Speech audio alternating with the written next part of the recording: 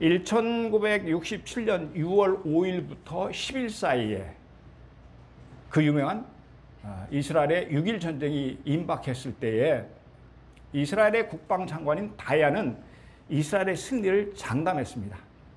그때 당신은 무엇을 믿고 그렇게 승리를 장담하느냐는 서방 기자의 질문에 우리에게는 신무기가 있다고 대답합니다.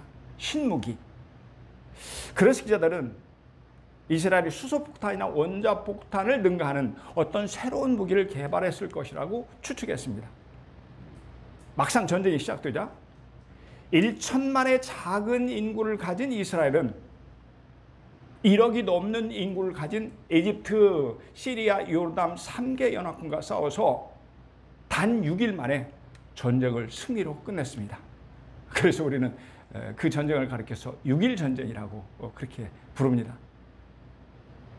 개전 2시간 만에 적의 주력 부대를 마비시켜 놓았습니다. 또한 48시간 만에 시나이 반도를 점령했고 적군의 탱크를 200대나 파괴시켜 버렸습니다.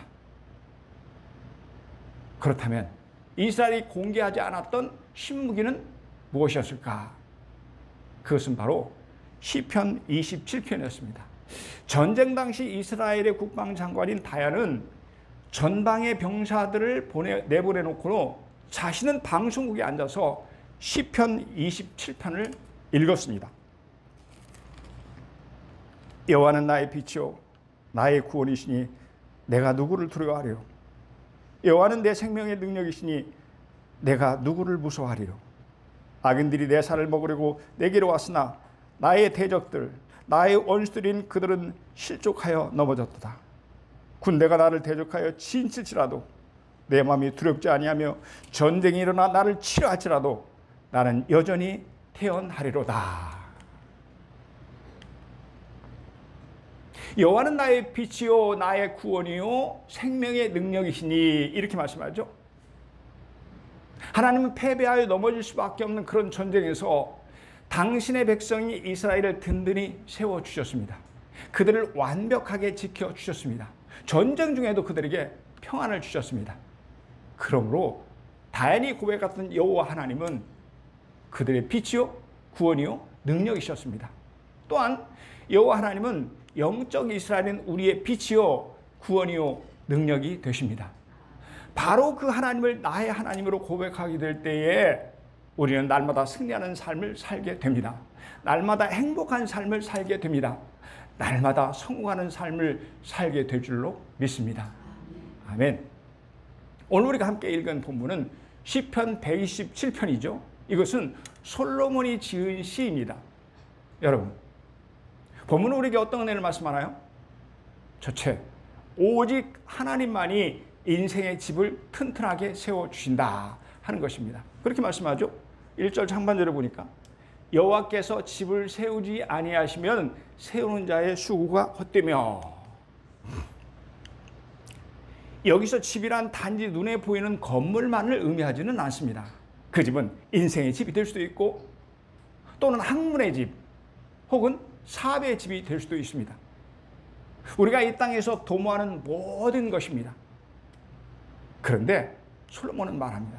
여호와께서 세우지 아니하시면, 여호와께서 집을 세우지 아니하시면 세우는 자의 수고가 헛되며, 여호와께서 세워주셔야만 세우는 자의 수고가 헛되지 않는다고 합니다. 오직 하나님만이 우리의 집을 튼튼하게 세워주신다는 뜻입니다. 풍성하게 세워주신다는 그런 의미입니다. 그러니까 여호와 하나님은 인생의 집을 튼튼히 세워주신 분이라는 말씀입니다. 여러분, 역사적으로 보면 솔로몬은 누구보다도 집을 많이 세워본 사람입니다. 먼저 그는 7년에 걸쳐서 그 아름답고 휘황찬란한 예루살렘 성전을 세웠습니다. 뿐만이 아니고 이어서 13년에 걸쳐서 자기의 궁전, 그 유명한 솔로몬 궁전을 세웁니다. 어찌 보면 그는 자신의 생애 20년을 건축만 하다가 보낸 사람이라고 할 수 있습니다. 그러니까 그는 건축의 전문가였습니다. 그런 솔로몬이 고백합니다. 여호와께서 집을 세우지 아니하시면 세우는 자의 수고가 헛되며, 오직 여호와 우리 하나님만이 인생의 모든 집들을 튼튼하게 세워준다는 말씀입니다. 그러므로 여러분, 하나님께서 건축의 전문가였던 솔로몬을 통해서 주신 말씀이 무엇입니까? 어떤 뜻인가요? 하나님 없이, 하나님의 도움 없이 무언가 자기 힘으로 세워보려고 하는 것은 모두가 헛것이라는 것입니다. 왜냐하면 그것은 인간의 교만이요, 어리석음이기 때문입니다. 왜냐하면 그 모든 노력이 결국 하루아침에 허무하게 되고 말 것이기 때문입니다. 세상의 많은 사람들은 오늘 또 하나님 없이 자신의 집을 지으려고 애를 씁니다. 참으로 열심히 살아갑니다. 일찍 일어나고 늦게 잠을 잡니다. 그럼에도 불구하고 그 결과는 언제나 허망합니다. 이것이 바로 솔로몬을 통해 저와 여러분에게 주신 하나님의 말씀입니다. 창세기 11장에 보면 이 바벨탑 이야기가 나오죠. 그러니까 노아의 후손들이 신할 평지에 이르러서 거기서 벽돌을 단단하게 구워서 쌓아 올렸습니다. 그리고 벽돌 사이에 역청을 발라서 아주 튼튼하게 해서 하늘까지 높이 올렸습니다. 그러자 하나님께서는 이들이 쌓은 탑을 순식간에 무너뜨렸습니다. 그리고 그들이 언어를 혼잡게 하셔서 뿔뿔이 다 흩어버리셨습니다.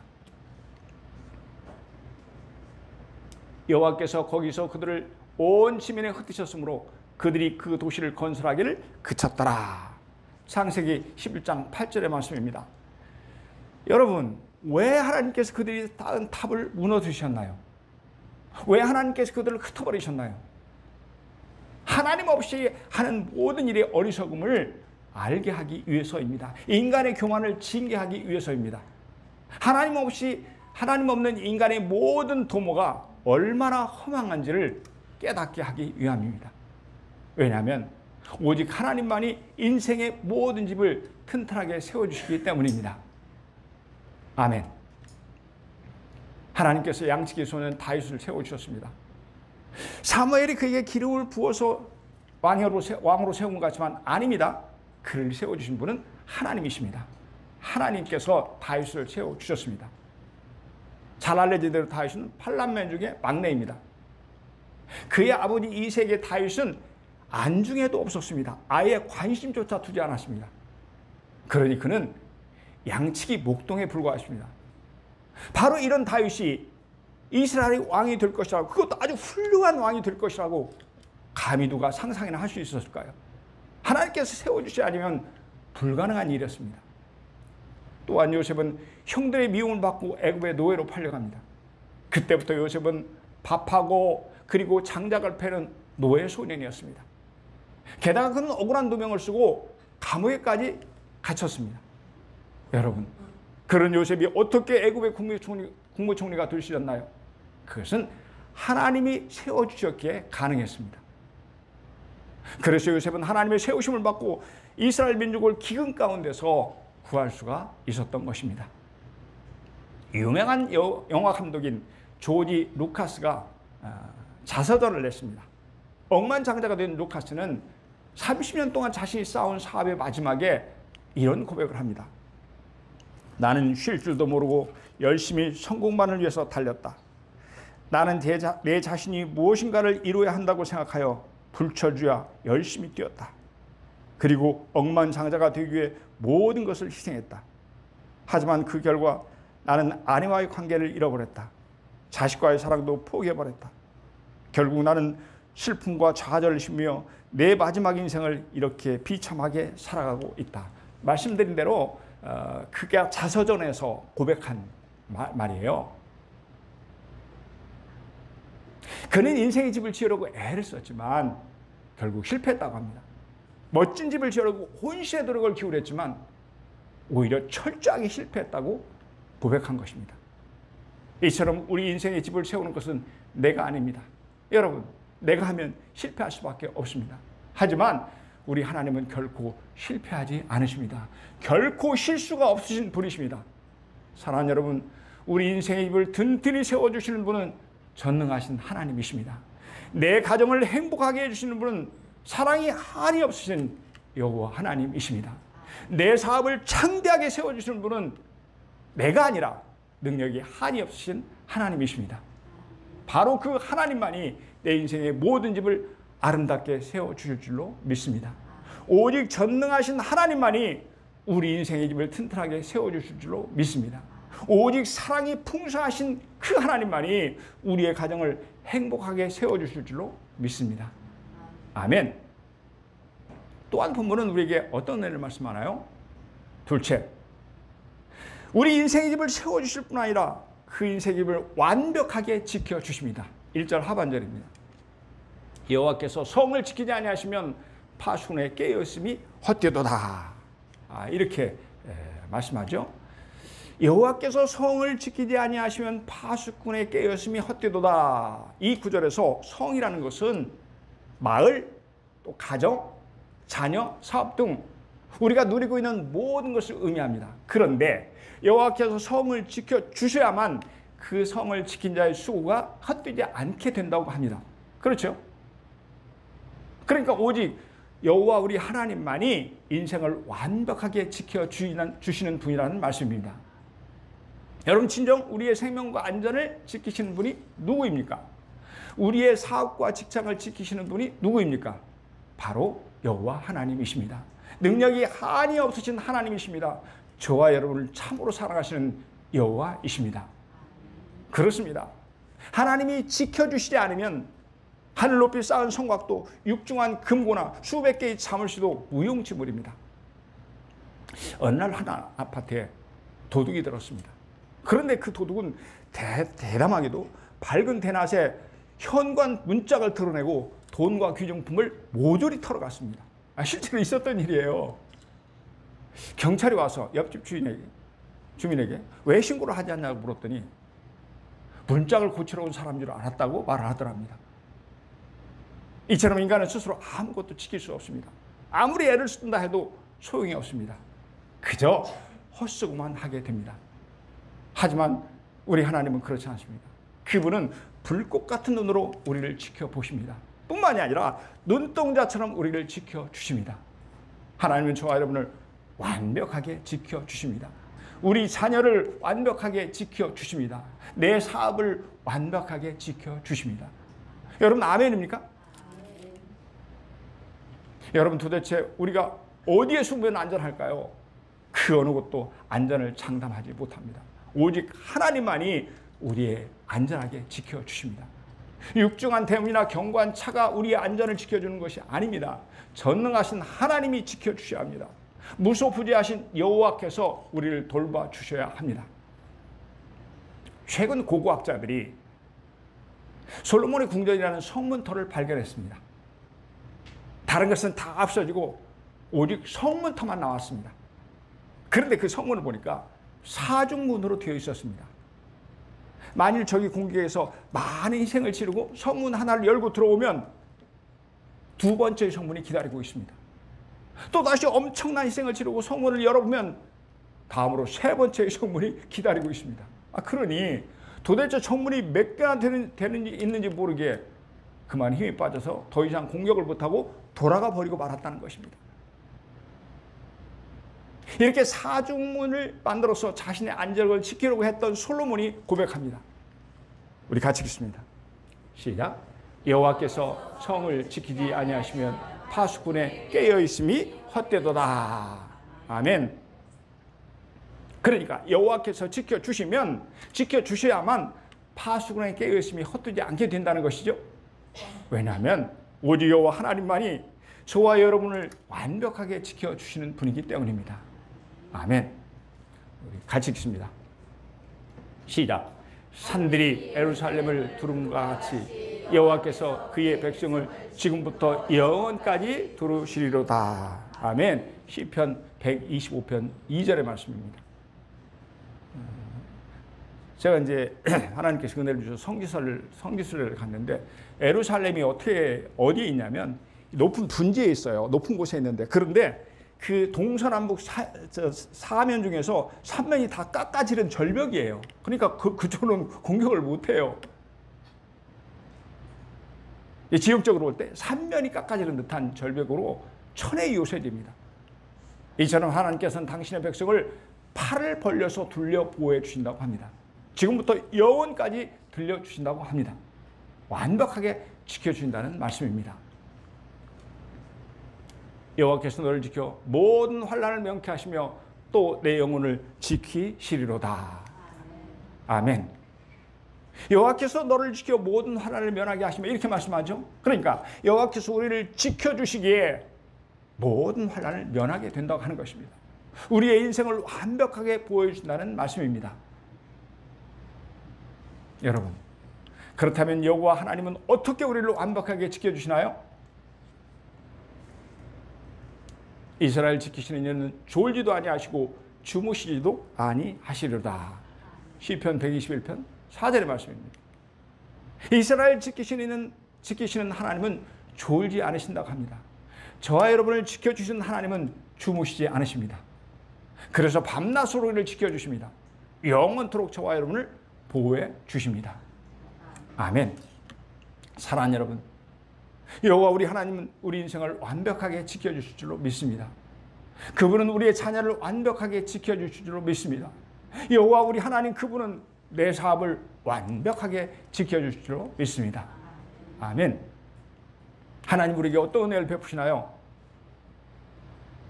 우리가 도모하는 모든 것들을 세워주실 뿐만, 튼튼하게 세워주실 뿐만 아니라 그 모든 것들을 지켜주시고 하나님 우리에게 수고의 열매를 주신다고 말씀합니다.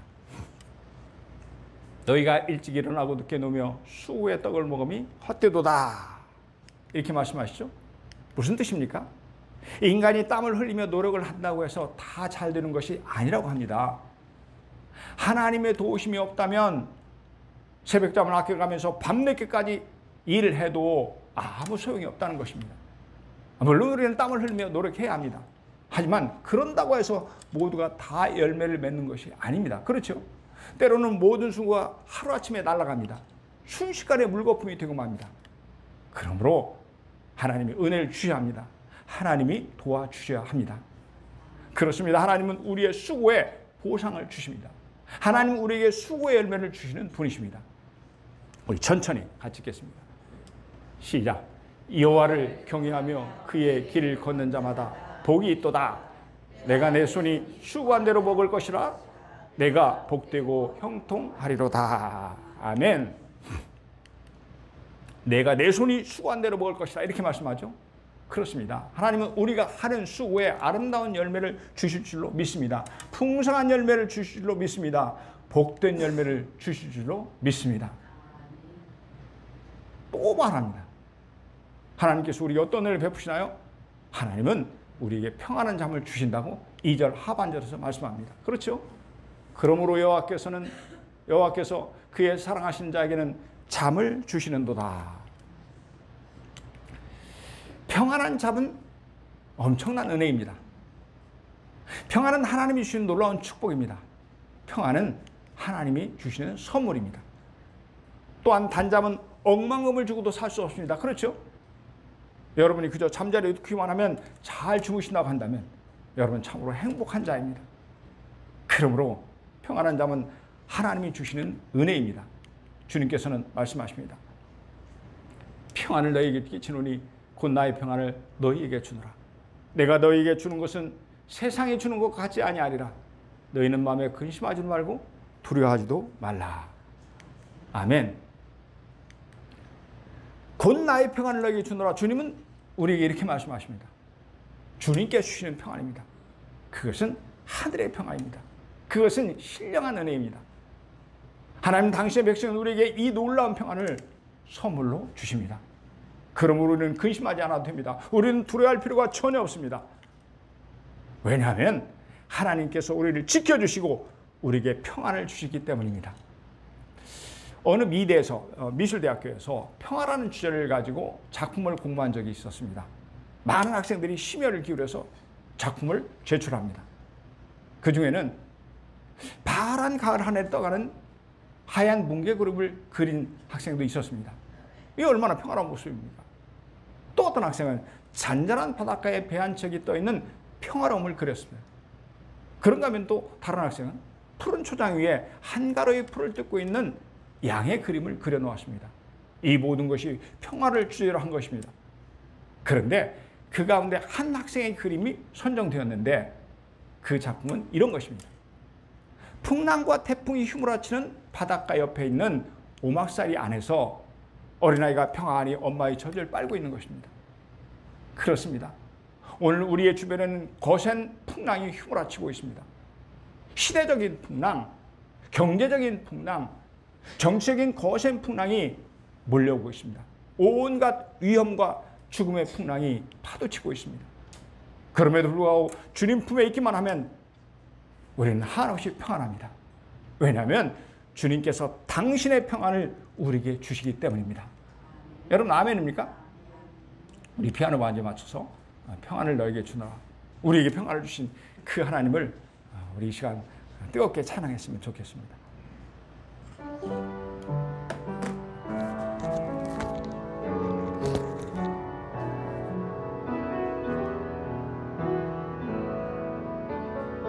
평안을 너에게 주노라. 평안을 너에게 주노라. 세상이 줄 수 없는, 세상에 알 수도 없는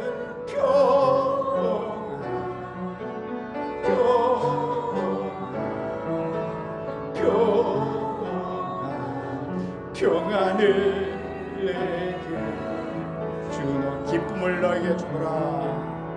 기쁨을 너에게 주노라. 세상이 줄 수 없는, 세상에 알 수도 없는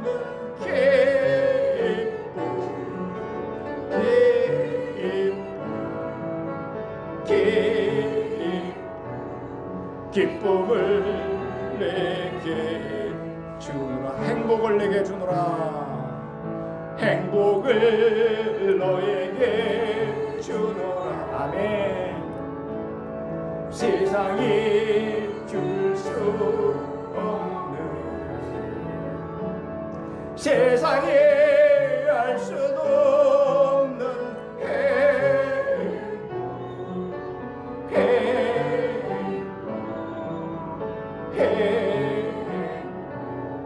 행복을 내게 주노라.